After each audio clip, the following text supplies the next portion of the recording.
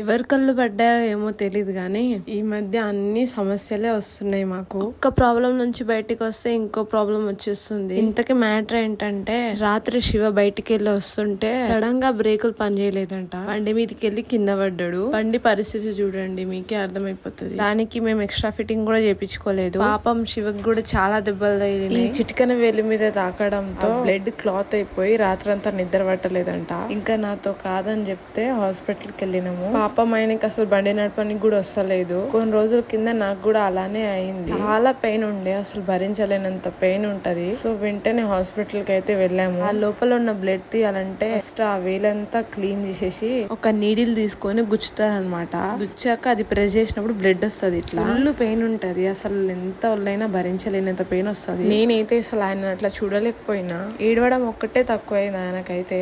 ఇంకా 2 ఇంజెక్షన్ అయితే ఇచ్చారు. పెయిన్ అయితే అట్లనే ఉందన్నాడు. మరి రేపటి కల్లా చూడాలి ఎట్లా ఉంటుందో ఏమో. మరి నెక్స్ట్ వీడియోలో కలుస్తా. బాయ్.